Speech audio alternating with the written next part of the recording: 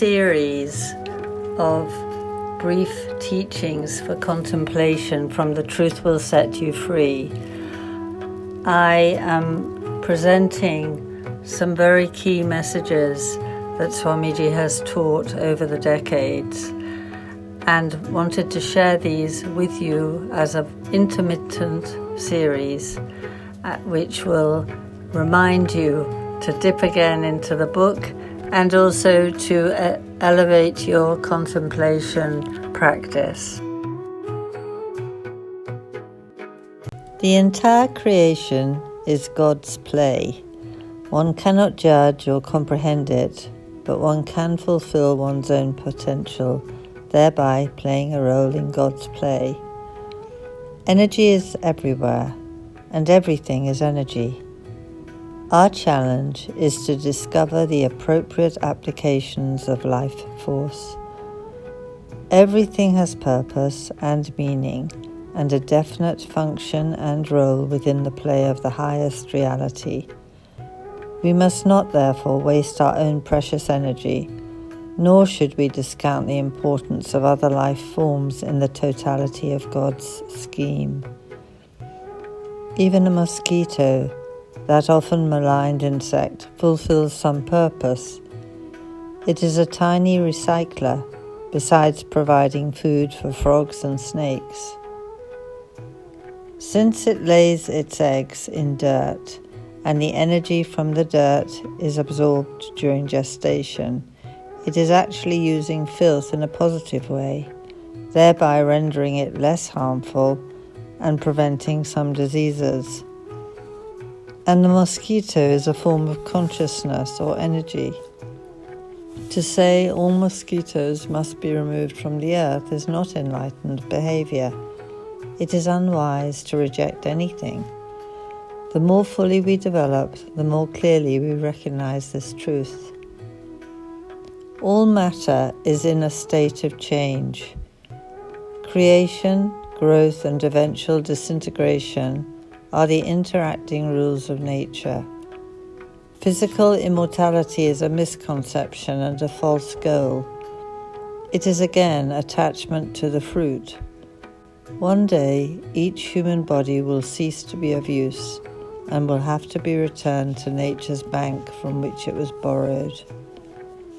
Mother Nature has lent us the 5 elements: earth, fire, water, air, and space, entrusting us with the responsibility to use them wisely until the loan is due for repayment. It is sad when after 70 or 80 years we realize that we could have invested more wisely. It is all too easy to forget the sanctity of God's temple, the physical body, until irreparable damage has been done. In ignorance, we search for sensual pleasure until we find ourselves at the stage of complete disaster. We misuse the body by doting upon negativity, wrong food, wasteful conversation, associations which take us away from our higher goals.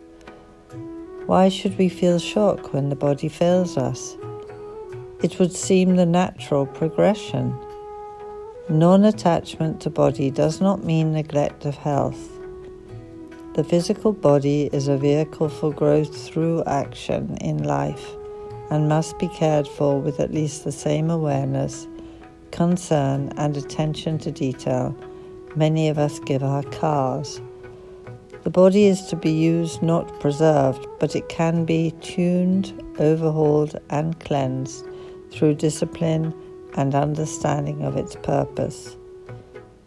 Disease illustrates disharmony between body, mind, and spirit, and can give valuable clues to changes that need to be made in lifestyle and thought.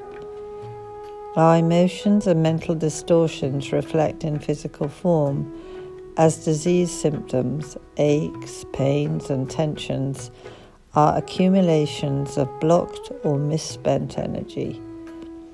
With detachment from body consciousness and awareness of a true self which is eternal and profoundly powerful, one can read the clues and correct the maladjustment. Prevention, of course, is best.